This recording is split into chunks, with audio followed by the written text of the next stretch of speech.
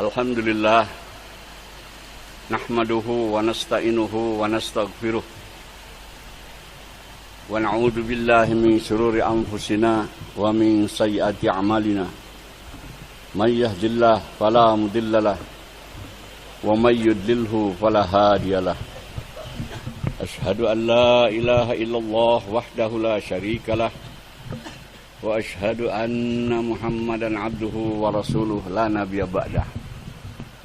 Allahumma salli wa sallim wa barik ala rasulihil karim wa ala alihi wa sahbihi ajma'in. Qala Allah Ta'ala fil Qur'anil Karim ba'da a'udzu billahi minasy syaithanir rajim. Ya ayyuhan nasu budu rabbakumul ladzi khalaqakum wal ladzina min qablikum la'allakum tattaqun. Shadaqallahul azim. Para bapak, saudara-saudara hadirin kaum muslim yang mulia. Di dunia ini ada hak dan ada batil. Begitu juga cara hidup, ada cara hidup hak dan ada cara hidup yang batil. Kalau kita ikuti cara hidup yang hak, pasti kita akan ketemu dengan kesenangan, ketentraman, kebahagiaan, keamanan, kesejahteraan, dunia dan akhirat. Tapi kalau kita ikuti cara hidup yang batil, di dunia akan selalu penuh masalah, tidak selesai-selesai. Na'udzubillah, di akhirat bakal tersiksa untuk selama-lamanya. Allah Subhanahu wa Ta'ala mengutus para nabi ke dunia ini memberitahu kepada manusia cara hidup yang hak. Demikian juga Rasulullah sallallahu alaihi wasallam diutus oleh Allah memberitahu kepada manusia cara hidup yang hak. Kalau kita ikuti cara hidup yang dibawa oleh Rasulullah sallallahu alaihi wasallam, pasti akan ketemu dengan kebahagiaan yang hakiki, dunia dan akhirat. Tapi kalau kita menolak cara hidup Nabi, mengambil cara hidup dari yang lain,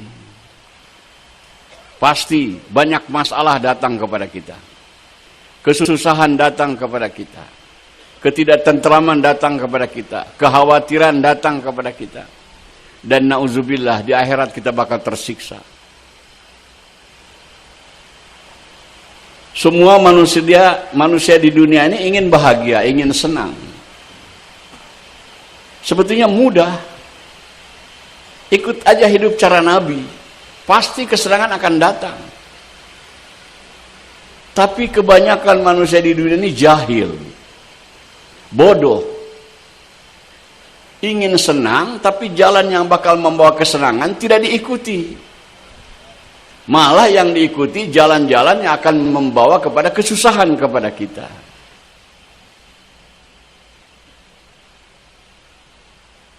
Allah utus Rasulullah SAW kepada kita ini untuk diikuti, untuk dicontoh. Sengaja diutus Nabi oleh Allah untuk membimbing kita kepada kebahagiaan dunia dan akhirat. Tapi hari ini dengan hidup cara Nabi ini, bukan saja orang kafir tidak yakin, orang Islam pun tidak yakin juga, hadirin yang mulia. Malah banyak orang Islam ingin sukses, ingin bahagia, ingin maju. Cara hidup orang kafir yang diikuti, bukan cara hidup Rasulullah. Ini kekeliruan, hadirin. Dan kita sebagai umat Rasulullah SAW bertanggung jawab atas perkara ini. Beritahu dunia. Kalau mereka ingin bahagia, tidak ada jalan lain. Ikuti cara hidup Rasulullah. Sekarang negara-negara dibentuk di dunia. Setiap negara menginginkan rakyatnya senang, bahagia. Di bawah negara ada provinsi. Kepala provinsi ada gubernur. Dia ingin di provinsinya rakyatnya bahagia, sejahtera. Di bawah provinsi, kalau di kita di Indonesia ada kabupaten. Bupati ingin supaya rakyatnya bahagia. Di bawah kabupaten ada kecamatan. Setiap camat menghendaki rakyat di bawah kecamatannya bahagia sejahtera. Di bawah kecamatan ada kelurahan. Lurah menginginkan rakyat di bawah kelurahannya bahagia sejahtera. Berikutnya ada RW, ada RT. Setiap kita berumah tangga ingin dalam rumah tangga kita ini bahagia. Begitu juga setiap pribadi kita ingin bahagia. Sebetulnya tidak susah-susah. Jangan cari ini, cari itu. Mudah, ikut aja Nabi. Pasti ketemu. Ini yang susah, kita cari jalan lain yang bukan dari Nabi. Sudah susah-susah nggak ketemu itu kebahagiaan. Ini kesalahan dunia hadirin yang mulia.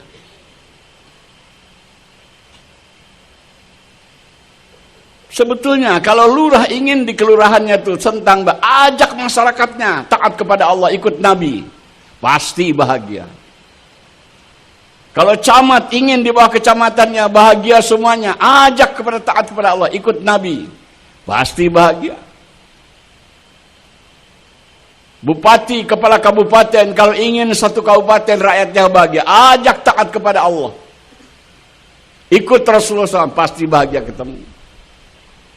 Kalau gubernur ingin rakyatnya bahagia, bawa taat kepada Allah, ikut cara Nabi, pasti bahagia. Kalau negara ingin bahagia, ajak rakyatnya taat kepada Allah, ikut cara Nabi, pasti bahagia. Kalau dunia ingin bahagia, ikut cara Nabi hadirin yang mulia, pasti akan ketemu dengan kebahagiaan. Tapi kejahilan manusia ada pakai otaknya sendiri, cari cara-cara lain. Sekarang berlaku di mana-mana hadirin, supaya rakyat sejahtera. Kayak benar tapi salah. Majukan pertanian, majukan perdagangan, majukan ekonomi, majukan pembangunan, majukan industri, majukan sains, majukan teknologi dan sebagainya. Wallahi hadirin, dimajukan perkara tersebut tanpa dijalankan agama tidak akan ketemu dengan kebahagiaan. Bahkan siksaan yang akan terjadi kepada kita. Sebab ini sudah ketetapan Allah. Kita para ahli dakwah sudah sering dengar Allah Subhanahu wa taala meletakkan kejayaan manusia dunia dan akhirat dalam agama yang sempurna. Seperti yang dibawa oleh Rasulullah SAW. Berkali-kali ucapan ini kita dengar. Kita sendiri mengucapkannya. Tapi hadirin, untuk masuk yakin ini ke dalam hati, bukan semudah itu hadirin yang mulia. Sekarang dunia jahil. Ini cara hidup yang hak. Allah Subhanahu wa taala meletakkan kebahagiaan manusia dunia dan akhirat dalam agama yang sempurna. Ini hak. Benar. Hanya dengan cara ini manusia akan bahagia dunia dan akhirat. Yaitu agama. Kalau ditafsirkan bukan dengan pertanian, bukan dengan memajukan perdagangan, bukan dengan ekonomi, memajukan industri, pembangunan. Tidak. Hanya dalam agama kebahagiaan akan datang. Dan kita sebagai umat Rasul bertanggung jawab beritahu dunia perkara ini. Saya bukan menafsirkan orang Islam itu nggak perlu kerja, nggak perlu tani, nggak perlu industri, bukan. Hari ini orang kafir sudah jelas-jelas tidak yakin dengan agama Islam, tidak yakin kejayaan dari situ. Tapi umat Islam juga sudah kena himbasnya. Ikut kepada pendapat orang kafir. Kita harus, kalau kita mau maju, majukan perdagangan, majukan industri, majukan pertanian, majukan pembangunan. Sampai agama dilecehkan hadirin yang mulia. Wallahi ini jalan sesat hadirin yang mulia. Hanya dalam agama Allah letakkan kebahagiaan manusia. Kejayaannya, ketentramannya, keamanannya. Bukan dengan cara-cara lain. Sahabat juga ada dagang, ada kerja, ada tani. Tapi dagangnya, kerjanya, taninya untuk memajukan agama. Sekarang banyak umat Islam memajukan pertanian, perdagangan, industri, melemahkan agama, hadirin. Melecehkan agama. Dan ini merasa benar. Ini kejahilan. Saya sering sampaikan, banyak orang tua menasihati anaknya. Dia bilang, nak, kamu sungguh-sungguh kerja, jangan lupa sholat. Kayak bener. Sungguh-sungguh dalam kerja agama atau sholat itu jangan lupa aja. Ini pelecehan terhadap agama, hadirin. Orang yang sungguh-sungguh kerja hanya sholat jangan lupa saja, nggak bakal bahagia, hadirin yang mulia. Seharusnya nasihat orang tua itu, nak, kamu sungguh-sungguh sholat, jangan lupa kerja. Itu yang benar. Sekarang ini pendapat orang kafir bahwa kejayaan di dalam perkara-perkara tadi keduniaan, umat Islam sudah kena himbasnya. Sampai malah saat mengatakan, karena himbas dari pendapat tadi, dia bilang, banyak orang di dalam Islam itu dia bilang, usaha dulu baru doa. Nggak boleh katanya tanpa usaha doa, usaha dulu baru doa. Yang dimaksudkan itu adalah usaha-usaha seperti orang kafir. Misalnya dalam cari rezeki, itu penafsiran daripada usaha dulu baru doa.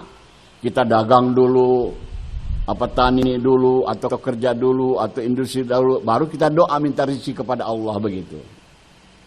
Kelihatannya seperti benar, hadirin. Tapi kata malah saat ini salah, hadirin. Menafsirkan sendiri seolah-olah dikabulkannya doa itu hubungan dengan usaha, dengan kerja. Padahal tidak ada janji Allah doa kita akan dikabulkan kalau kita kerja sungguh-sungguh, tani sungguh-sungguh. Nggak ada, hadirin. Baik di Quran maupun di hadis. Hubungan dikabulkannya doa itu dengan agama. Kalau agama kita baik, amal kita baik, doa-doa kita akan diterima oleh Allah. Bukan kalau kita kerja sungguh-sungguh doa kita akan dikabulkan. Dari mana itu? Itu dari otak yang salah, hadirin. Karena kita sudah himbas, pendapat batil. Jadi agama pun dibatil-batilkan, hadirin. Kita perlu beritahu perkara ini. Misalnya sering lagi itu saat dalam bayan diulang-ulang.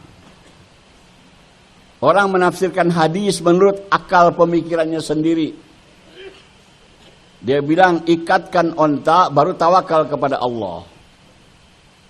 Saya paham juga begitu dulu. Buat dulu usaha. Jangan dibiarkan tuh onta tidak terikat. Ikat dulu. Baru tawakal kepada Allah. Nggak boleh orang artinya tawakal kepada Allah tanpa usaha, begitu. Kata Pengalas Sa'ad, kalau pengertian hadis begitu, itu namanya bukan tawakal kepada Allah, tawakal kepada ikatan. Jadi tawakal kepada usaha. Kenapa Nabi bersabda, ikat onta baru tawakal? Ini peringatan daripada Rasulullah SAW. Sebab kalau kita ada asbab, ada usaha untuk tawakal kepada Allah itu tidak mudah. Susah. Maka dikasih ingat. Maksudnya hadis itu, walaupun kamu sudah ikatkan onta, sudah diikat, tapi tetap tawakal kepada Allah, jangan tawakal kepada ikatan. Itu maksud pahamnya. Tapi karena kita kena himbas batil, menafsirkan yang penting itu ikatan dulu. Baru tawakal. Itu bukan tawakal kepada Allah. Tawakal kepada ikatan. Diperintahkan oleh Allah kita tawakal kepada Allah itu sebelum buat usaha. Bukan usaha dulu baru tawakal. Nabi mengajarkan kepada kita, kalau kita keluar daripada rumah, baca doa, Bismillah tawakkaltu 'alallah wala haula wala quwata illa billah. Baru keluar, belum usaha apa-apa. Rasulullah menyuruh kepada kita tawakal kepada Allah. Bukan usaha dulu baru tawakal. Hati-hati kita hadirin yang mulia. Jangan sampai kita terkena hibas batil ini. Agama dibatil-batilkan, hadis dibatil-batilkan. Menurut akal pemikiran kita sendiri.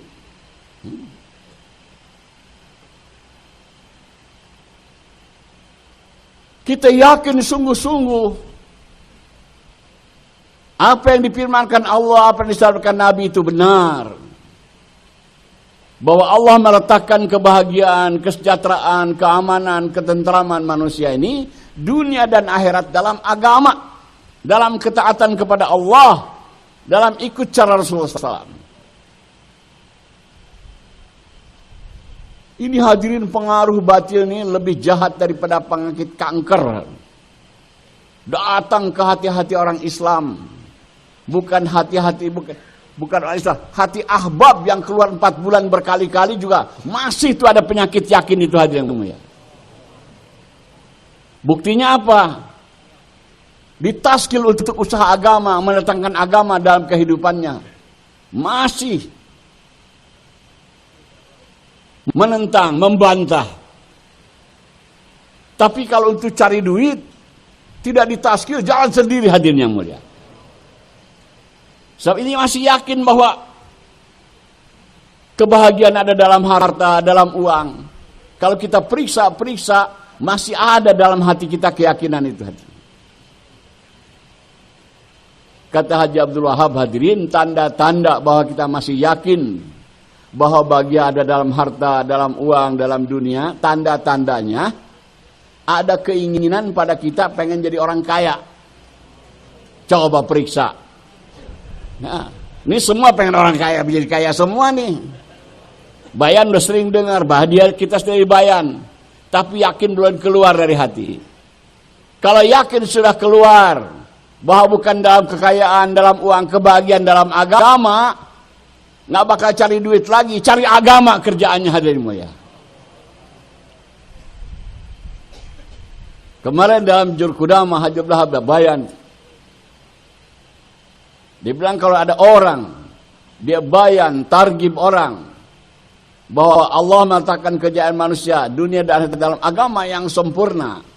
Tapi dia masih rajin cari duit daripada agama, itu campur aduk, bohong belakang ngomongnya itu hadirin. Coba cek diri kita masing-masing. Terus terang cari duit lebih banyak daripada waktunya daripada cari agama. Disuruh 2,5 jam saja setiap hari susah. Tapi cari duit 8 jam tiap hari lebih pun siap hadirin. Apalagi diiming-iming oleh setan hadirin. Itu di negara-negara maju kayak Eropa, Amerika, Australia. Nah, itu ada tipuan. Kerja di sana tuh dibayar bukan menurut bulanan atau mingguan, bukan. Jam-jaman. Setiap jam ada yang $10, ada yang $20, ada yang $30, ada yang sampai $100 setiap jam. Jadi kalau orang mau ibadah tuh mikir dulu nih. Apalagi yang pendapatannya tinggi, 1 jam $100. Sholat Jumat bahkan 1 jam, kehilangan tuh $100. Saya waktu di sana banyak itu telepon datang, what time khutbah. Dia ingin datang ke masjid tepat waktu khutbah, karena rugi kalau tidak kerja. Ini iming-iming hadirin yang benar. Secara tidak disadari merusak agama. Ke masjid cepat-cepat, balik lagi kerja. Ibadah cepat-cepat, balik lagi kerja. Itu praktek penafsiran. Sungguh-sungguh kerja, jangan lupa sholat.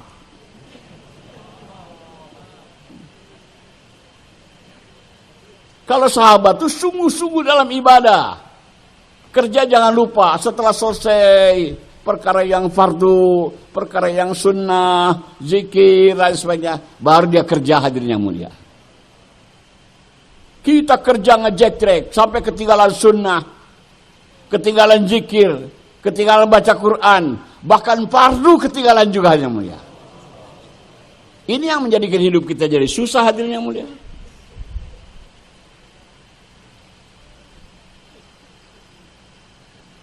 Ini seruan-seruan ini hadirin, kalau kita tidak filter, tidak saring, membawa kita kepada kebatilan.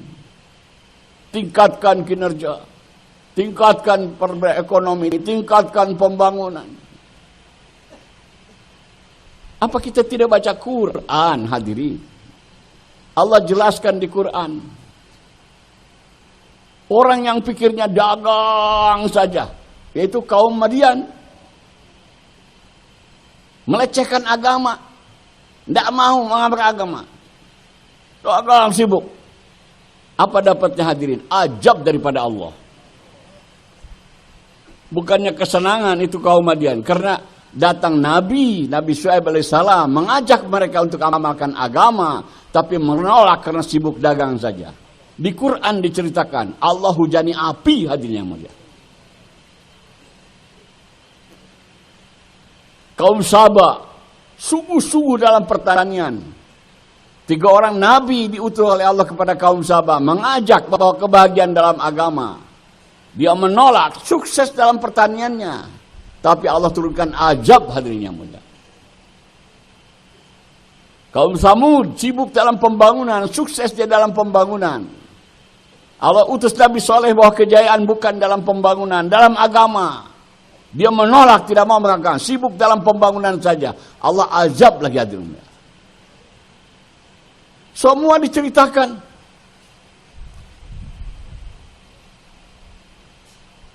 Kaum Nabi Nuh merasa kesuksesan dalam mayoritas. Kalau jadi golongan terbanyak, hidup akan baik. Sekarang banyak partai-partai begitu, kampanye cari pengikut. Seolah-olah dalam golongan mayoritas itu kejayaan. Nabi Nuh mayoritas, paling banyak hadirin. Tapi karena tidak mau memakan agama, biar mayoritas, ditenggelamkan oleh Allah SWT. Jadi bukan kesuksesan dalam mayoritas. Abu Jahal, Abu Lahab hadirin, berpaham nasionalisme. Agama boleh, semua baik, sekali-kali nyembah berhala, sekali-kali ke masjid. Ini paham Abu Jahal, Abu Lahab hadirin. Kita damai. Juga dihancurkan oleh Allah Subhanahu wa taala hadirin. Jadi kita berpegang teguh kepada hidup cara Nabi. Jangan bergeming dengan cara-cara lain. Hari ini umat memuliakan Nabi dengan peringatan Maulud, dengan nyanyi-nyanyi selawat. Cara hidup ikut cara orang kafir hadirin. Itu menghinakan, bukan memuliakan. Kalau betul kita cintakan Nabi, ikut cara hidup Nabi. Tolak cara hidup yang bukan daripada Nabi.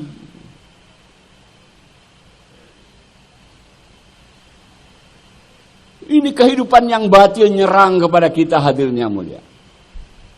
Diiming-iming, dipolesi, dibungkusi dengan modern, kemajuan, begitu. Ikut zaman. Jadi semacam sudah tidak zaman lagi mengamalkan sunnah Nabi. Ini setan semua hadirin. Mengajak kita ikut hidup cara batil. Nabi memerintahkan kalau makan tuh duduk. Tapi hidup modern sekarang, party, makannya berdiri hadirin. Bahkan sambil berjalan-jalan. Ini orang Islam bego, ikut aja hadirin yang mulia. Kuatkan kita yakin dengan sunnah. Jadi bukan hanya ngomong saja. Allah Subhanahu wa taala meletakkan kebahagiaan, kejayaan manusia, ketentraman dalam agama.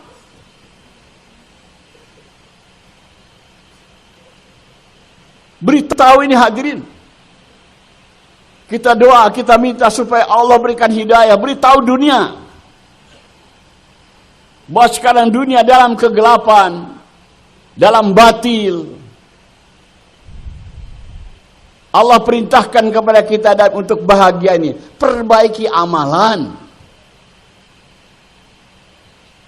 Kita sekarang bukan memperbaiki amalan mau bahagia. Diperbaiki rumah, perbaiki makanan, perbaiki pakaian, perbaiki kendaraan, perbaiki jalan. Amal tidak diperbaiki, hadirin. Tidak mungkin. Allah mengatakan kebahagiaan dalam amalnya. Bukan dalam rumah yang bagus, uang yang banyak. Tidak, dalam amalnya. Yang benar kalau ingin bahagia itu perbaiki amal ini. Tabarakalladzi biyadil mulku wa huwa ala kulli syai'in qadir. Alladzi khalaqal mauta wal hayata liyabluwakum ayyukum ahsanu amala. Maha suci Allah yang di tangannya segala kekuasaan, dan dialah yang menentukan segala-galanya. Dialah yang menciptakan hidup dan mati, dan menguji kamu, ingin dilihat siapa yang paling baik amalnya. Liyabluwakum ayyukum ahsanu amala. Untuk dilihat di hidup di dunia ini siapa yang paling baik amalnya. Bukan yang paling baik rumahnya, bukan yang paling baik pakaiannya, bukan yang paling baik mobilnya, amalnya. Ingin hidup bahagia, perbaiki rumah, perbaiki pakaian, itu batil, hadirin. Yang hak itu perbaiki amalan. Sekarang hampir kedengaran aneh mengajak memperbaiki amalan itu. Malah yang amalnya batil merasa sudah baik. Kalau Nabi konsentrasi kepada para sahabat itu perbaiki amalan, perbaiki amalan. Sholat diperbaiki, akhlak diperbaiki, muamalat diperbaiki, muasyarat diperbaiki. Itu. Kita sekarang konsentrasi kepada keperbaikan kebendaan, ikut orang yang jahil, yang batil. Yang hak itu perbaiki amalan.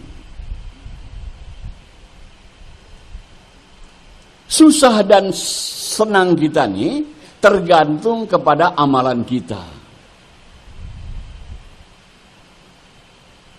Kalau amal kita baik, hadirin, pasti keadaan kita akan baik. Kalau amal kita buruk, pasti keadaan kita akan buruk. Tidak ada hubungannya itu dengan pendapatan tinggi, dengan kekayaan, dengan bagusnya rumah, tidak. Ini ketetapan Allah. Kalau orang amalnya baik, keadaannya akan baik. Kalau orang amalnya buruk, keadaannya akan buruk. Allah contohkan yang ekstrim di Quran. Nabi Ibrahim amalnya baik, dapat cobaan, ditangkap oleh Namrud karena dakwah, dibakar dalam api. Api itu tempat sengsara, panas, membakar, menghanguskan. Tapi karena amal Nabi Ibrahim ini baik, dalam api pun keadaannya baik, hadirin yang mulia. Bukan saja tidak terbakar, bahkan kepanasan pun tidak. Senang, nyaman, hadirin yang mulia. Dalam api, dapat makanan, dapat minuman. Tidak kurang suatu apa. Lebih senang daripada orang yang di luar api, hadirin. Sebaliknya Namrud laknatullah, ada dalam istana bergelimang dengan kemewahan. Dia ada kedudukan sebagai raja, bahkan ngaku sebagai Tuhan. Tapi amalnya buruk, menderita, hadirin yang mulia. Menderitanya itu bukan sebab digulingkan kekuasaannya, dicabut singgahsana, tidak. Masih dia berkuasa, masih dituhankan. Hanya Allah masukkan seekor nyamuk saja kepalanya, menderita susah. Allah mudah mau mencegahnya. Bukan dijadikan miskin, bukan lengser dari kerajaannya, tidak. Gara-gara nyamuk saya yang kecil hati. Itu mudah bagi Allah mau menyusahkan orang, jangan sombong. Itu bukti hadirin. Yakinkan ini kepada diri kita. Sampaikan kepada setiap orang. Mau bahagia itu mudah. Mudah, tidak susah. Negara mau aman, mau tentram, mudah. Jangan banyak cincong, banyak rapat, banyak musyawarah, tapi nggak benar. Ajak saja seluruh umat taat kepada Allah. Beres semuanya. Walau anna ahlal qura amanu wa taqau la fatahna alaihim barakatim minas samaa'i wal ard. Kalau penduduk suatu negeri itu iman dan takwa kepada Allah, Allah akan datangkan, bukakan keberkahan daripada langit dan bumi. Berkah itu walaupun pendapatan kita kecil cukup. Orang-orang tua kita yang jaga agama hanya punya beberapa petak sawah saja. Cukup untuk makan 1 tahun, beli pakaian dari situ, biaya daripada situ. Kerja tidak repot-repot. Habis asar sudah selesai. Tinggal perkara agama. Sekarang karena kita yakin salah hadirin. Kerja dari subuh meletup sampai malam. Bukan kita saja, anak kerja, istri kerja. Enggak cukup-cukup hadirin yang mulia. Tidak barokah. Kalau ingin cukupnya hadirin, bukan nuntut gaji naik, pendapatan naik, tidak. Cukup itu bukan dengan banyak, tapi dengan barokah. Kalau kehidupan kita diberkahi akan cukup. Nah, barokah itu akan datang dengan agama. Pendapatan besar kecil sudah ketetapan Allah. Jangan kita meronta-ronta dari pendapat kecil mau besar. Nggak bisa kalau tetapan kita segitu. Kalau macam anjing sudah diikat, meronta-ronta biar putus lehernya, tetap tidak akan berubah ketetapan Allah hadirin.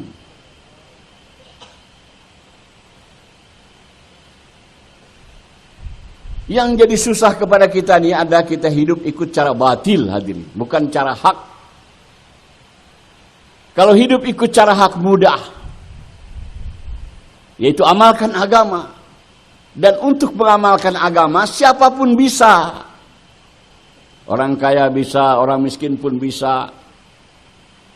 Orang yang tinggal di kota bisa, yang tinggal di kampung bisa. Jenderal pun bisa, kopral pun bisa juga mengamalkan agama hadirin. Siapa saja. Allah bikin agama mudah. Kita yang nyari susah. Mesti teknologi, mesti sains, mesti ini. Itu nyari susah aja. Nggak usah repot-repot. Kalau camat ingin satu kecamatannya misalnya bahagianya, ajak taat kepada Allah saja. Nggak usah repot-repot yang lain-lain. Pasti bahagia, diberkahi oleh Allah. Kalau dia tani, pertaniannya diberkahi. Kalau dia dagang, dagangannya diberkahi. Kalau dia kerja, pekerjaannya diberkahi. Hadirin, kita bertanggung jawab atas perkara ini. Beritahu dunia. Sekarang kita dilanda, dibanjiri oleh kebatilan. Sehingga kita terpukau. Orang-orang yang negara yang maju dalam materinya disebut negara maju, walaupun akhlaknya bejat. Padahal majunya manusia bukan daripada kebendaannya, dari amalnya. Sekarang betul kebendaannya bagus, tapi akhlaknya kayak binatang hadirin. Moralnya bejat, lebih buruk daripada binatang. Dalam binatang saja yang hina tidak terjadi itu. Kawin antara betina dengan betina, jantan dengan jantan, nggak ada. Tapi pada manusia terjadi hadirin yang mulia. Itu yang dimaksudkan dengan ayat balhum adol, lebih hina daripada binatang. Karena kita tidak ada usaha ke arah sana, sibuk di atas usaha kebendaan saja. Padahal objek usaha para nabi itu adalah hati-hati manusia. Coba periksa hadirin. Nggak ada nabi yang diutus ngajar bagaimana cara bertani, cara dagang, cara industri. Nggak ada. Semuanya mengajarkan bagaimana cara agama, taat kepada Allah. Yang sekarang dilecehkan. Bukan hanya orang-orang kafir, orang Islam pun mulai melecehkan hadirin. Kita bangkitkan, kita dengungkan, kita sampaikan perkara ini. Supaya terbuka matahari manusia. Jangan dalam kegelapan. Sampaikan pentingnya agama, pentingnya taat kepada Allah. Wallahi walaupun kita maju dalam bidang-bidang lain tapi tidak taat kepada Allah, nggak bakal ketemu dengan kebaikan. Akan ketemunya masalah terus. Jangan tertipu. Kehidupan dunia ini menipu, kelihatannya bagus. Tapi padahal rusak. Hidup dunia ini yang diajarkan oleh Nabi sederhana. Kelihatannya tidak menarik, sederhana, tapi di situ ada kebahagiaan. Jadi kita jangan tertipu. Hadirin yang mulia, ada di antara kita orang-orang Islam keyakinan betul, benar, artinya kebahagiaan dalam agama. Sekarang masalah berikutnya, bagaimana nih mendatangkan agama dalam kehidupan kita. Pertemuan diadakan, muktamar diadakan. Kenapa nih umat Islam lemah-lemah, tidak sholat? Itu hasil pertemuan, ada jamuan makan, tinggal di hotel. Hasilnya apa? Dia bilang umat Islam ini lemah agama karena ekonominya lemah. Na'udzubillahi min dzalik. Ini banyak pendapatnya. Bukan orang bodoh, intelektual muslim. Mengatakan nih orang Islam ini agamanya lemah karena ekonominya lemah.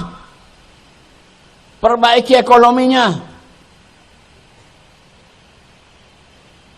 Padahal ini bukan.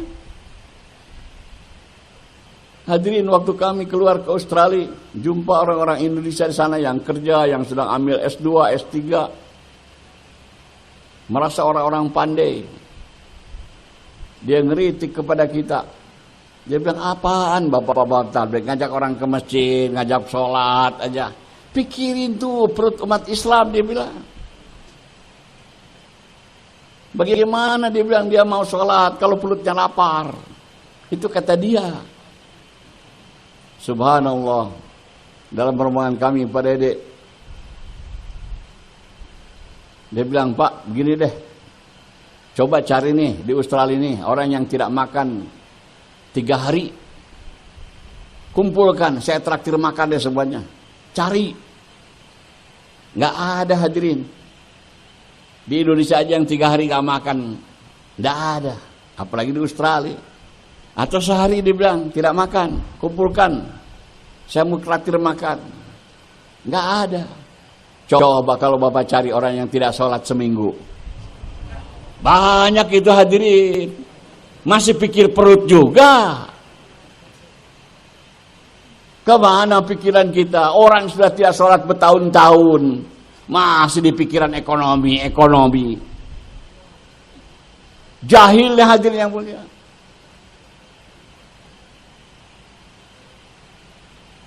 Maulana Iyas rahmatullahi pernah di kumpulan para ulama meminta pendapat apa yang menyebabkan umat Islam ini lemah dalam mengamalkan agama, tidak seperti para sahabat. Banyak ulama mengatakan karena jahil, kurangnya ilmu gitu. Ada yang bilang ekonominya lemah lagi. Ada yang bilang ketinggalan sains, teknologi. Kata beliau, pendapat saya bukan itu semua. Yang menyebabkan umat Islam lemah adalah perkara iman. Yang harus diperbaiki ini iman, bukan ekonomi, bukan isi perut, tapi iman. Dan ini yang hak, hadirin.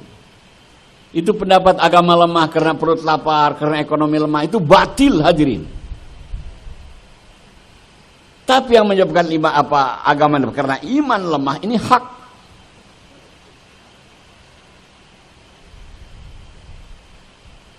Jadi usaha perbaiki iman umat Islam supaya agama jadi kuat.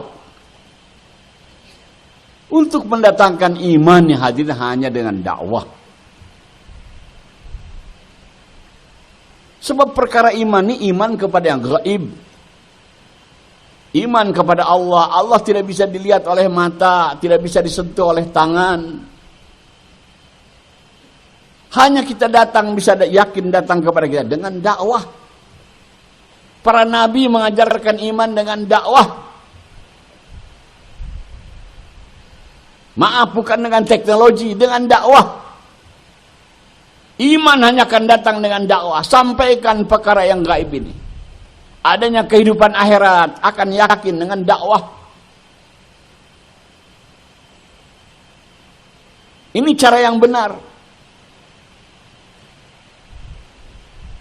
Iman akan datang, akan kuat dengan dakwah.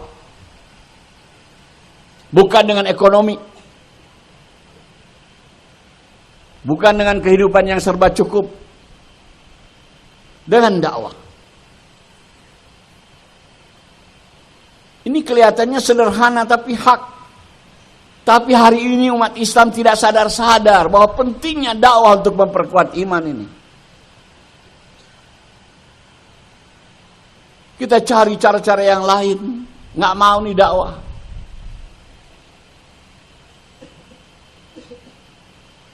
Bahkan macam seolah-olah sekarang ini dakwah sudah cukup. Betul hadirin secara jahir sekarang, katakanlah menulis buku-buku agama sudah banyak. Dan di zaman Rasul dengan sahabat tidak ada tuh buku. Di zaman sahabat tidak ada buku, hadirin. Jangankan buku, Quran dan hadis saja belum dibukukan. Tapi 100% para sahabat sholat semuanya, hadirin yang mulia. Sekarang Quran banyak, hadis banyak, buku-buku agama lain banyak. Tapi tambah banyak orang yang tidak sholat, hadirin. Secara pendek saja ini bukan solution, bukan jalan keluar. Bukan dengan cara itu agama akan hidup. Yaitu dengan cara dakwah.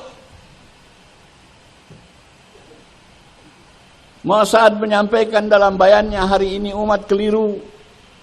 Orang alim, ustadz-ustadz untuk mempermudah kepada para awam.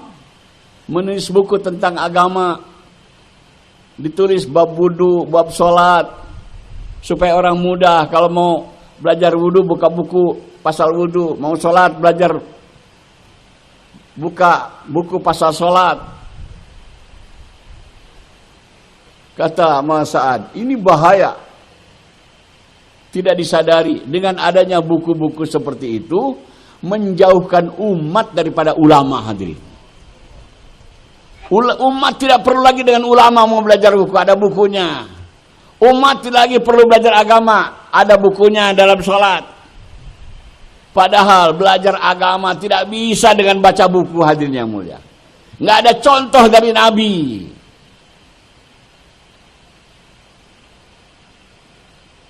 Jadi bukan hanya mengamalkan agama ikut cara Nabi.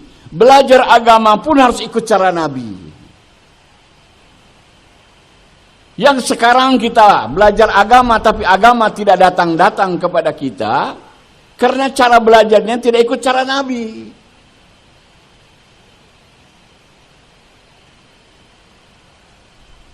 Sepasang suami istri dari Amerika, orang kafir tadinya, masuk Islam dua-duanya baru. Dia keluar masturat ke India 40 hari. Alhamdulillah selesai 40 hari, si perempuannya tutup aurat, cadar, kaos tangan, kaos kaki, sempurna.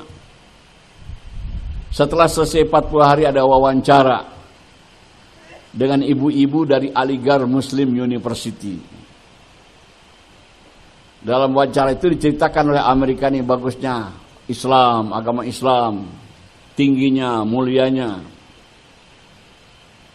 Ada ibu-ibu bicara, dia bilang, saya setuju. Islam ini tinggi, Islam ini mulia, Islam ini betul. Tapi untuk zaman sekarang, untuk diamalkan susah, dia bilang. Sekarang zaman kemajuan, susah mengamalkan agama. Subhanallah, orang Amerika itu mengatakan, dia bilang, pendapat saya, agama ini tidak susah. Asal ikut belajarnya, ikut cara Nabi. Contoh, dia bilang, saya bekas orang kafir, baru masuk Islam. Tapi saya belajar agama ikut cara Nabi. 40 hari saya bisa tutup aurat. Ibu-ibu belajar agama bertahun-tahun di university, tidak ikut cara Nabi. Sampai mati ingat ketutup auratnya, hadirin yang mulia. Jadi penting itu caranya itu. Jangan dibaca hadis sallu kamar salatlah kamu sebagaimana aku salat. Betul, bukan salat saja, semua kehidupan ikut cara Nabi, cara belajar agama ikut cara Nabi. Nah ini dakwah dan tablignya hadirin, belajar agama tapi ikut cara Nabi. Ada keberkahan dalam amal ini.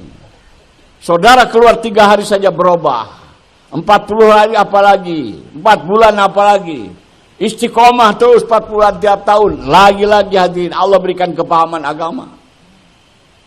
Kadang-kadang ahbab yang Masya Allah keluar 4 bulan tiap tahun.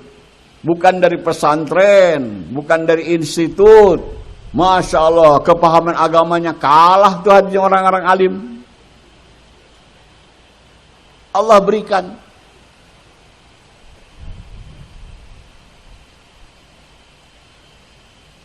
Jadi hadirin yang mulia, ikuti. Sudah kita yakin bahwa kejayaan dalam agama, cara mendatangkan agama hanya dengan usaha dakwah. Dan dakwah juga hadirin yang mulia, dakwah yang ikut cara Nabi. Jadi ini diulang lagi, dakwahnya ikut cara Nabi. Sekarang saat berulang-ulang lagi di dunia budin. Kalau orang dakwah tidak ikut cara Nabi, bukan dakwah itu katanya. Yang namanya dakwah itu ikut dakwah cara Nabi. Apa dakwah cara Nabi itu? Korban. Korban dengan harta dan diri. Dan mendatangi. Kemarin saya cerita. Korban harta, korban diri, korban keluarga, korban keadaan. Contohnya Nabi Musa untuk dakwah ini. Korban diri, langsung dirinya sendiri pergi kepada Fir'aun atas perintah Allah. Korban harta, ditinggalkan itu ternaknya di hutan di malam yang gelap, tidak dibawa-bawa.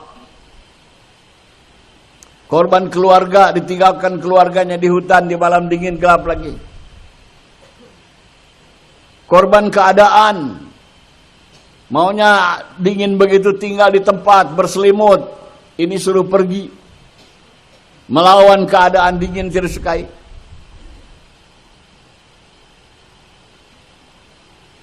Dakwah yang akan mendatangkan hidayah, yang akan diterima oleh Allah, yaitu dengan pengorbanan. Saya dapat pernah targhib. Seorang mas saya mengatakan, kalau dakwah kita ini berkorban, seperti berkorbannya Nabi Musa alaihissalam, Allah akan hancurkan kekuasaan batil dari dunia ini. Yaitu apa pengorbanan Nabi Musa tadi? Korban harta, dia tinggalkan hartanya. Korban keluarga, tinggalkan keluarganya. Dengan diri sendiri datang. Melawan segala keadaan untuk melaksanakan amal dakwah. Baru Allah hancurkan kekuasaan Fir'aun, hadirnya mulia. Dengan pengorbanan. Ada yang tidak paham, sekarang itu zaman modern. Buat apa susah-susah lagi datang-datang dakwah? Sekarang ada Paximail, ada internet, ada HP. Kenapa kita tidak gunakan alat-alat itu? Hadirin, kita baca Quran, al-yauma akmaltu lakum dinakum. Pada hari ini telah aku sempurnakan. Nah, agama sudah sempurna datang kepada Nabi.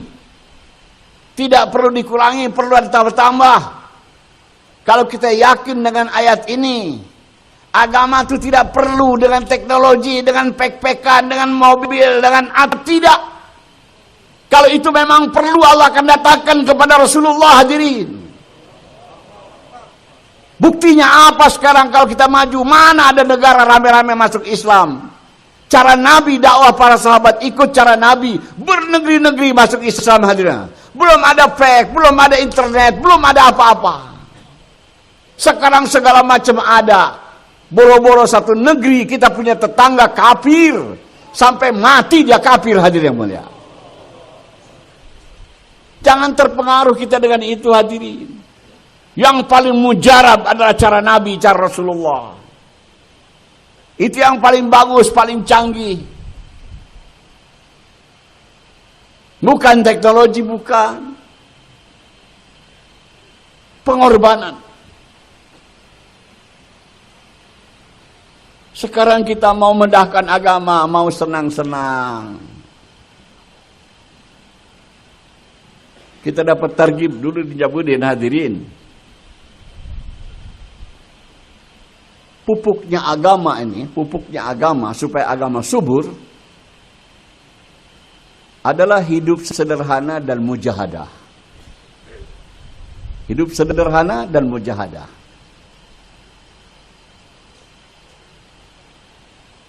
Yang merusakkan agama nih hadirin, racunnya agama dua juga. Yaitu hidup mewah lawan sederhana, dan ingin asik-asik, ingin senang-senang, nggak mau susah payah. Ini menghancurkan agama, hadirin. Ingin hidup asoy-asoy.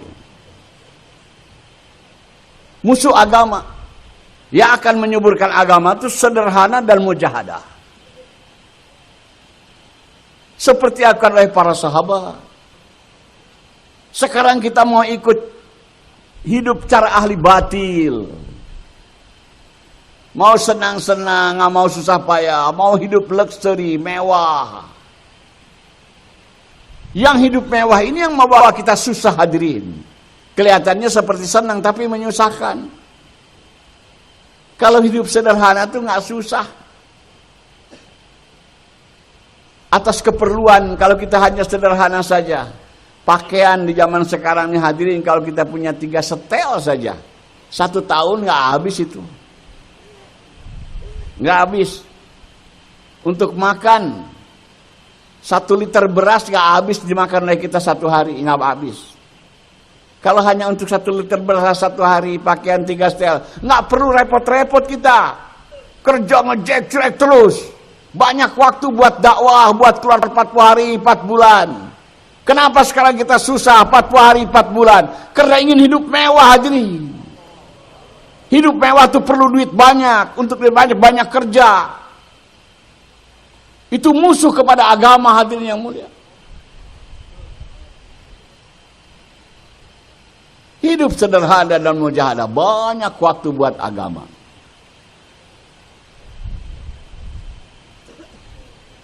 Korban.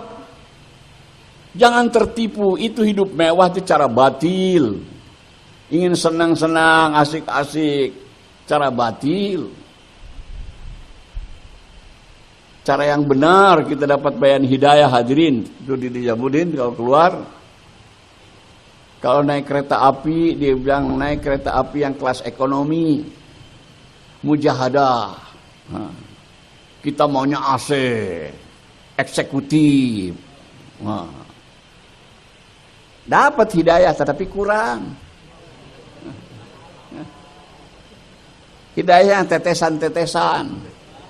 Kalau kita mujahadah, naik sepi, kepanasan, banjir hidayah hadirin mulia.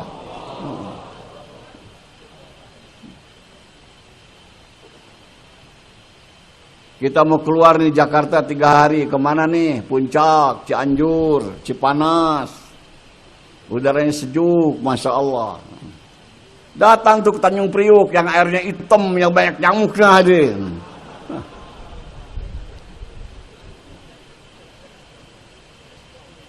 Kalau kita betul mau hidayah hadirin, mujahadah. Jadi dakwahnya akan maju dengan pengorbanan hadirnya mulia.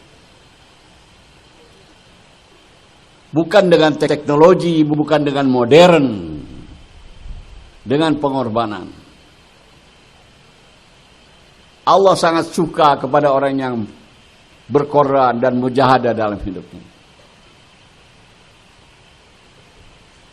Dan Allah akan datangkan kebahagiaan, ketentraman dalam hati kita. Kalau kita laksanakan hidup sederhana. Banyak waktu buat dakwah. Nggak repot-repot ngurusin keperluan kalau kita sederhana. Yang bikin repot tuh mau mewah. Ini hadirin, hidup sederhana ini termasuk muasyarat. Kita ingin perbaiki, katanya muasyarat. Itu hidup sederhana termasuk muasyarat.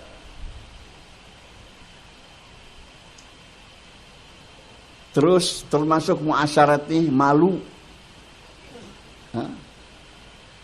Kalau kita tidak mengamalkan sunnah, malu. Kalau kita mau hidup mewah, malu. Itu muasyarat, malu itu. Dan malu ini cabang daripada iman juga. Sekarang yang merisi buka agama rusak ada hilang malunya, bahkan terbalik hadirin. Kita hari ini kalau dalam perjalanan mau sholat di pesawat tuh malu. Tapi kalau tidak sholat tidak malu. Terbalik-balik. Mestinya nggak sholat itu yang malu.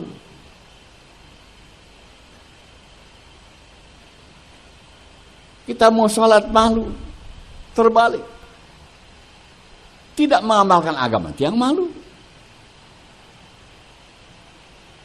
Kita tadi dalam Muzakarah Maqam disebutkan banyak di antara kita mau kelar 3 hari itu nggak mau, malu, nggak mau itu mujahadah untuk agama. Seharusnya keluar pagi hari Jumat. Hari Jumat tuh acara pertama dengan umum bicara pada Jumat. Dulu namanya ta'aruf. Sekarang ta'aruf sudah tahu orang tabligh gimana, nggak perlu ta'aruf. Sampaikan pentingnya agama, pentingnya dakwah, usaha agama, gitu. Tapi kita ingin cari mudah habis asar, yang orangnya beberapa kelintir saja. Takut malu.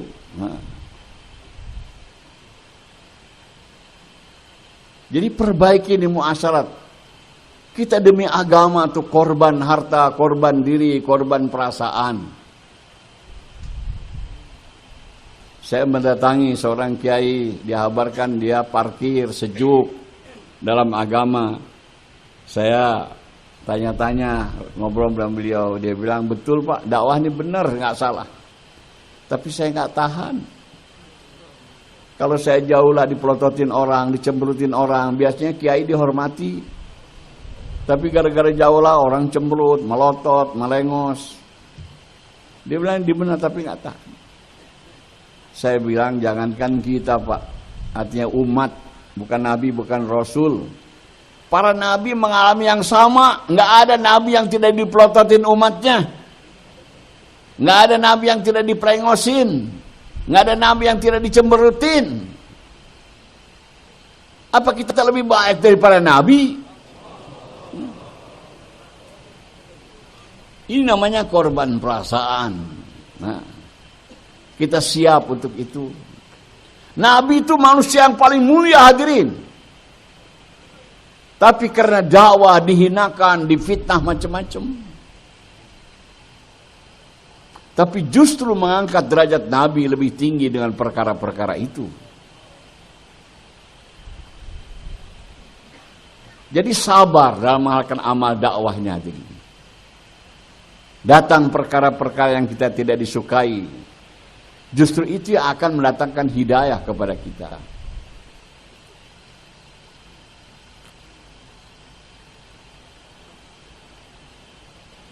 Korban juga hadirin harus pengorbanan dengan musyawarah. Dengan musyawarah. Bukan korban semau kita. Kita ada harta, mau keluar ke sana, mau keluar ke sana. Tapi tidak ikut musyawarah. Tidak betul juga hadirin. Tidak akan berhasil untuk dapatkan hidayah kalau kita pengorbanannya tidak musyawarah. Tapi semau kita. Kata orang Jakarta, duit gue gitu. Artinya semau gue, nggak bisa itu dalam agama. Walaupun itu uang kita, dikorbannya itu dengan musyawarah. Kemana kita ini akan pergi? Musyawarahkan. Setelah disepakati oleh musyawarah baru. Ini banyak di antara kita keluarnya hadirin, belum musyawarah sudah beli tiket. Tidak betul itu hadirin. Kesian, dia korban duit, artinya korban harta, tapi gara-gara tidak musyawarah, tidak akan berhasil. Lawan hawa nafsu kita. Dulu ada orang lama dalam dakwah di Pakistan. Dia mau ikut jamaah ke Amerika. Kebetulan ada anaknya belajar di sana. Maka istrinya sibuk bikin masakan ini supaya dia bisa jumpa anaknya di sana di Amerika. Ini terjadi dulu tahun 60-an. Subhanallah. Waktu musyawarah di Nijamuddin, para masyayikh tahu nih, dia tidak boleh pergi ke sana hatinya mulia. Subhanallah. Dia duit ada, istrinya sudah bikin mau nengokin anaknya. Tapi masya Allah orang ini taat musyawarah.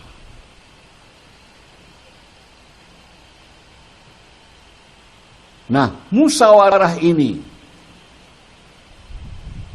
akan diterima, akan dikabul oleh Allah kalau kita taati. Bukan musyawarah, tapi kita tidak mau mentaati. Taati. Apa keputusan musyawarah kita taati, berusaha. Dan kalau kita akan berusaha mentaati, Allah akan berikan kekuatan kepada kita untuk mengamalkan hasil musyawarah.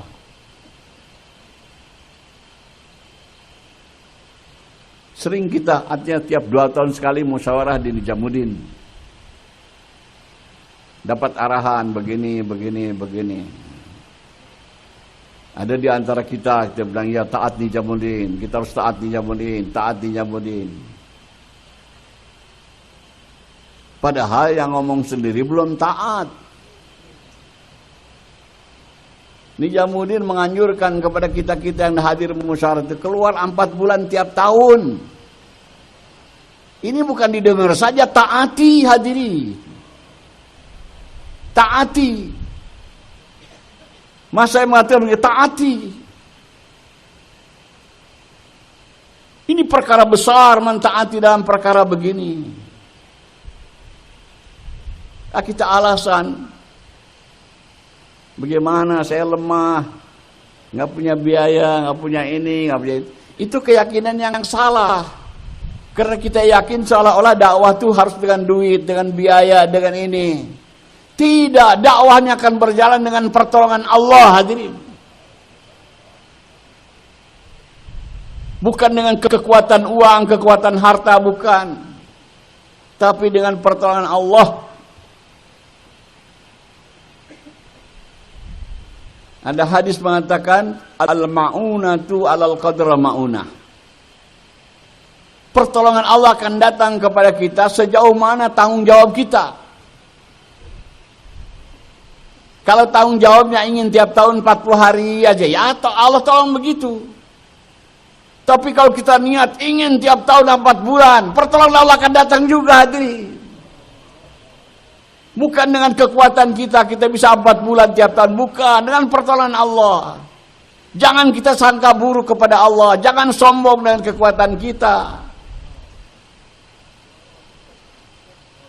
Walaupun kita nggak punya apa-apa, niat yang kuat. Allah Maha Kuasa. Kita bisa dakwah dengan pertolongan Allah. Jangan yakin dengan uang.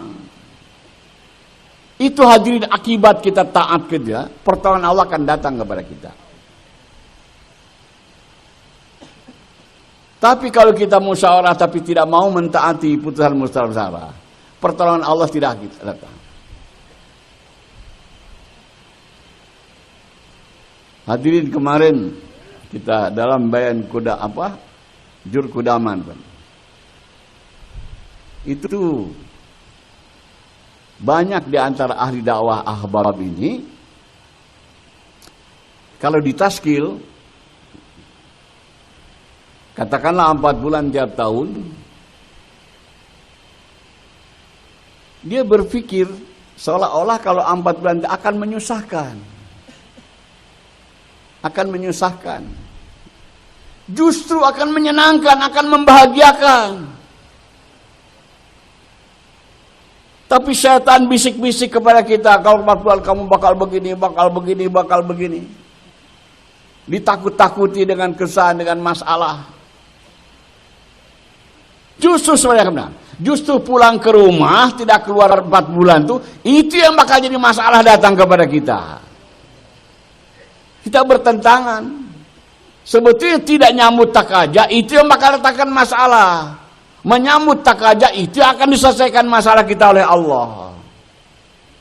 Jadi yakin kita masih salah. Karena yakin yang salah ini kita tidak mau sambut takaja.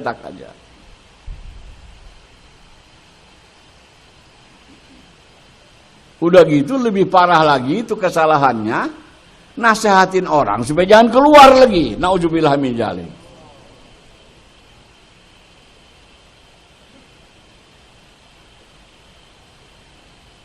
Jadi apa yang disarankan oleh masyayikh kepada kita nih?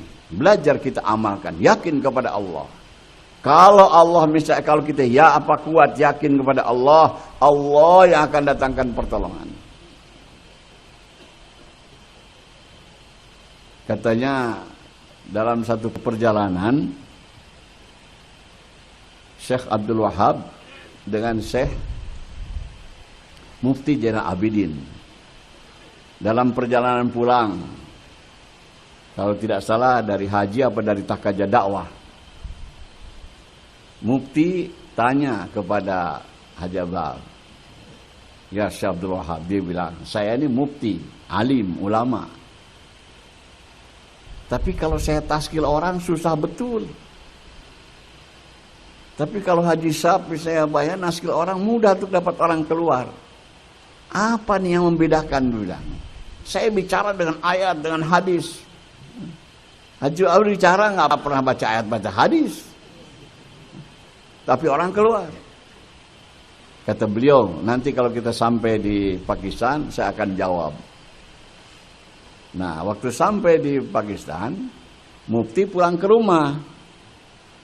Tapi Haji Abdullah ke markas Rewin, tidak pulang ke rumah. Ini yang membedakan antara kita, dia bilang.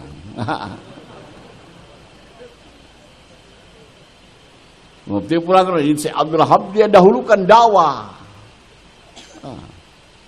Kepentingan dakwah, korbankan yang lain. Jadi perkara begitu saja tuh akan membedakan orang. Tadi kita ada muzakarah hadirin. Makanya kita penting kita menghormati orang-orang yang tua dan lama dalam dakwah. Kadang-kadang karena pengorbanan mereka, kepahaman kita belum sampai. Kadang-kadang kita tidak memahami itu keputusan-keputusan daripada Nizamuddin ini. Karena pengorbanan kita belum sampai, belum bisa sampai ke paham tingkat itu. Tapi taat saja.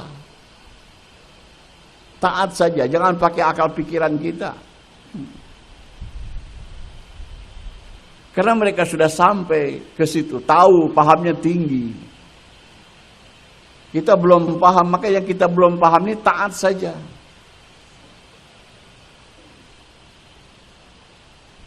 Sifat orang yang beriman itu kata Nabi seperti onta yang dicucuk hidungnya. Itu onta yang sudah cucuk hidung dibawa kemana saja nurut. Kalau istilahnya kitanya suruh 40 hari nurut, suruh 4 bulan turut, begitu. Ini 40 hari ngegebes, suruh 4 bulan ngegebes. Nah.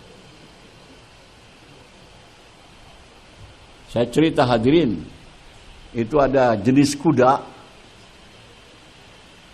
ditulisannya Mustang, orang Inggris bilang Mustang.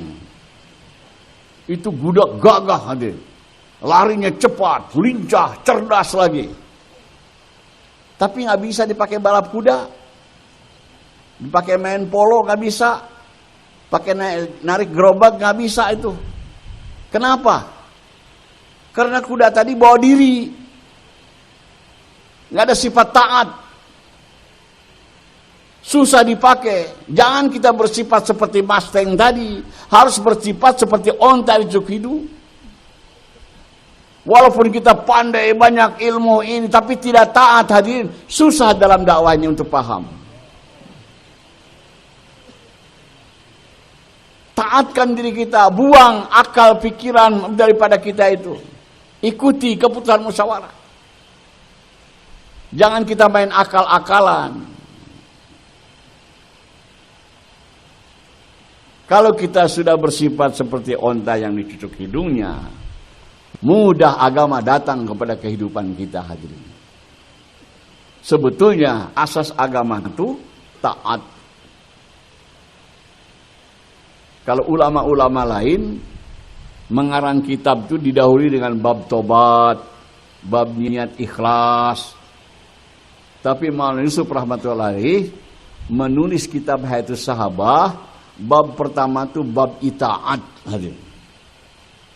Karena pentingnya terutama dalam usaha agama ini ketaatan. Inilah maksud kita musyawarah untuk mendatangkan sifat taat. Terjadi perselisihan di mana-mana karena tidak ada sifat taat hadirin. Kalau ada pada kita sifat taat, beres dakwah nih. Nggak ada masalah. Dan kalau dakwah tidak masalah, pertolongan Allah akan datang hadirin. Yang banyak kesusahan, banyak masalah tuh karena tidak ada sifat taat. Mau cara kita. Sahabat-sahabat ajib hadirin. Mereka kayak kita juga ada berbeda pendapat. Tapi sifat taat ada. Ada dalam satu kisah hadirin, ada orang besar dari tempat lain, dari suku lain, datang mau menghadap Nabi. Kebetulan banyak orang yang menghadap Nabi, jadi antri. Ada seorang pemuda di Madinah, dia tidak antri, nyelonong terus, mau ketemu Nabi duluan. Ini orang besar, kepala suku dari daerah itu tidak tahan dengan tindakan ini. Ditarik ke anak muda, dipukul sama dia. Maka pemuda ini marah. Jadi ujung-ujungnya nuntut datang kepada Nabi bahwa dia dipukul oleh orang tadi gitu. Jawab Nabi, kalau orang mukul, dia bilang balasannya dipukul lagi. Itu Nabi putuskan begitu. Orang mukul, batasnya pukul lagi. Subhanallah, itu orang besar dari tempat lain datang itu. Dia langsung menyerahkan kepalanya, silahkan pukul saya, dia bilang. Taat dengan apa yang diputus Nabi. Silahkan pukul saya. Tapi waktu si anak muda tadi mau mukul orang tadi, dia bilang, wahai anak muda, kata Nabi, kamu tahu siapa dia? Dia ini orang yang dihormati di sukunya, di kampungnya. Maka kamu juga harus punya hormat kepada dia. Subhanallah, taat lagi di si pemuda, tidak jadi pukul dia. Jadi beres masalah. Tapi kalau kita mangkreng cara kita tidak taat, jadi nggak beres-beres masalah. Berapa kali musyawarah lagi, nggak beres-beres karena tidak taat. Kalau taat bersatu kali musyawarah juga beres.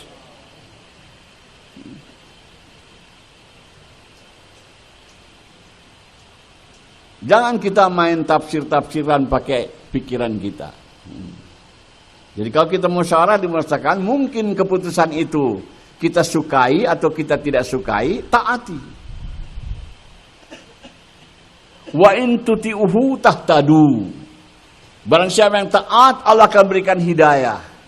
Taat di sini maksudnya diantaranya taat kepada keputusan musyawarah. Maka di situ ada hidayah buat kita. Bersedia para hadirin insyaallah? Hadirin, untuk dapat sifat-sifat ini kita keluar jalan Allah Subhanahu wa taala. Korban untuk mendatangkan agama dan yakin kepada agama, bahwa dengan agama masalah kita akan selesai, masalah dunia akan selesai. Bukan dengan cara-cara lain, bukan hanya dengan agama. Jangan tertipu kita.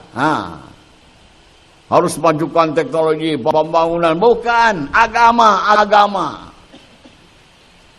Itu majunya perdagangan, majunya pertanian, majunya pembangunan, berhajatkan agama kalau ingin sejahtera.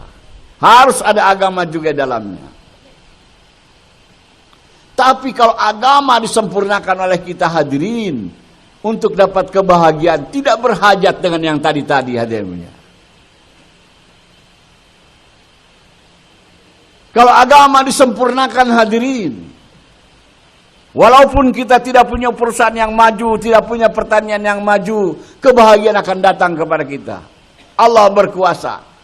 Tapi kita mempunyai pertanian yang maju, perusahaan yang maju, tanpa agama tidak akan mendatangkan kebahagiaan kepada kita. Kemajuan-kemajuan dalam bidang lain berhajatkan kepada agama. Tapi kalau agama sempurna tidak berhajatkan kepada itu.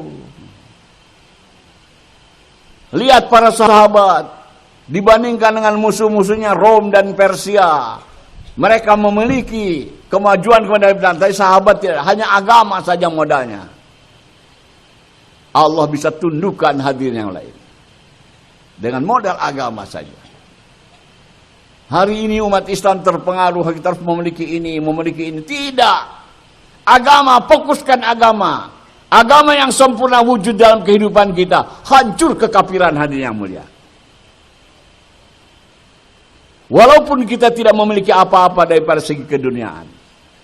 Sebab dengan agama, pertolongan Allah akan datang kepada kita. Allah akan bersama dengan kita. Doa-doa kita akan dikabulkan oleh Allah Subhanahu wa taala. Nah, untuk mendatangkan agama tadi kita keluar jalan Allah, dakwah. Baru sejauh mana kita korban keluar jalan Allah, sejauh itu agama akan keluar kita. Ini musyawarah. Jadi yang hadirnya orang-orang lama hadirin. Lagi-lagi saya sampaikan pesan sama saya, tingkatkan pengorbanan kita. Jangan merasa cukup dengan keluar setiap tahun 40 hari. Tingkatkan 4 bulan. Bahkan kalau sekarang taskil direwi, dijamudin, itu sudah ketinggalan zaman lagi 4 bulan tiap tahun tuh. Ketinggalan zaman hadirin. 4 bulan tiap tahun ketinggalan zaman. Yang ada di sana puri jendagi, seumur hidup, begitu. Kita yang ketinggalan zaman pun belum mau juga hadirin yang mulia. Kapan majunya? Ada yang bilang pelan-pelan. Sudah berapa umur kita nih hadirin? Sudah dekat ke kubur, masih pelan juga. Kapan nyampenya? Siap semua hadirin insyaallah? Maka hadirin yang sudah 4 bulan, daftarkan untuk 4 bulan tiap tahun. Sehingga takaja-takaja terpenuhi. Kita dibuka oleh para masyayikh, suruh mendatangi negeri-negeri yang tidak dimasuki oleh India, Pakistan. Kita masuk katanya. Masya Allah, Amerika, Eropa, Amerika Selatan, Australia, Cina, Jepang. Masuk ya kita. Penuhi. Saya ingin dari pertemuan ini banyak jamaah-jamaah yang dikirim ke negeri jauh. Kemarin ada Jul Qudama di Malaysia pada bulan Februari. 70 jamaah dikirim untuk satu negara Amerika saja, yang mulia. Kita penduduknya lebih banyak, insya Allah lebih. Siapkan diri kita insya Allah untuk takaja ke takaja. Ini orang-orang lama hadirin ke negeri jauh insya Allah. 4 bulan hadirin yang mulia. Semoga Allah terima, Allah kabulkan. Bismillah Pak, Masya Allah. Silakan taskin.